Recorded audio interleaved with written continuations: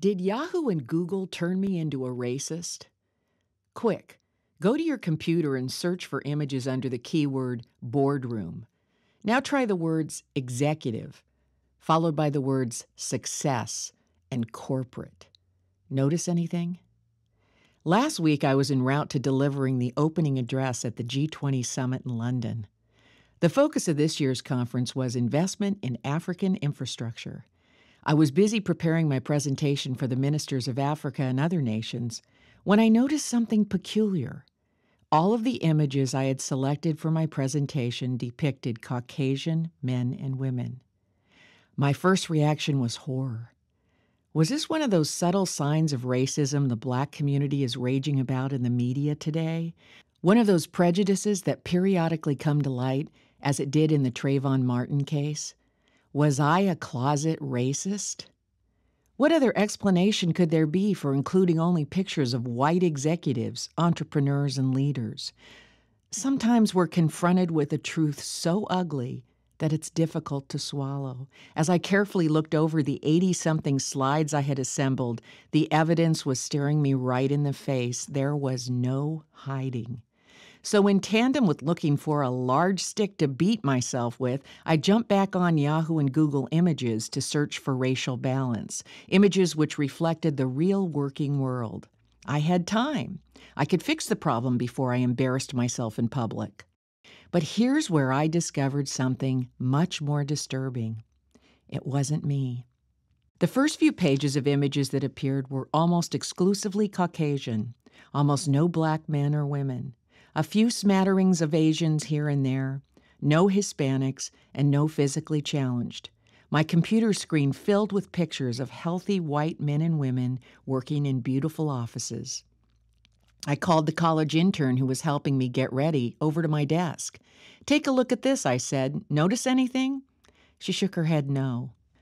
The reason our presentation to the ministers of Africa looks racist is because the images we had to choose from were all Caucasians.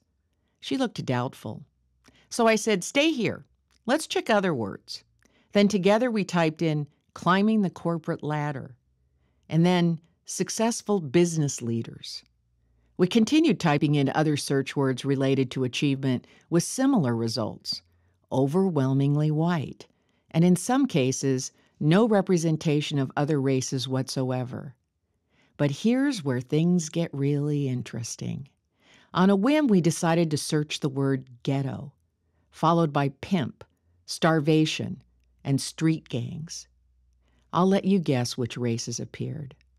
Then we typed in African women, and Black women carrying baskets on their heads popped up.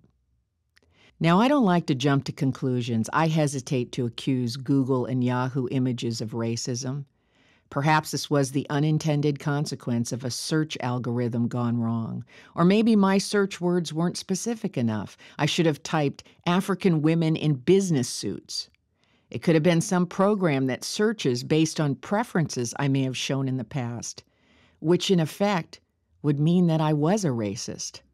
On the other hand, I didn't have to add in business suits to find images of white female executives.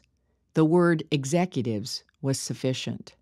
You'll have to draw your own conclusions about what a simple thing like image searches tells us about society today. But if there's one thing we can all agree on, it is this: unintended consequences often spread like viruses.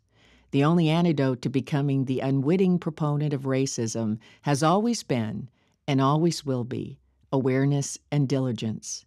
I was lucky to catch the problem early. But what about the millions of others who search Yahoo and Google images every day? Will they notice the discrepancies in racial images? More importantly, will Yahoo and Google act to repair these biases on their sites? Stay tuned. By the time this blog hits the internet, they may already have. For more information, visit RebeccaCosta.com.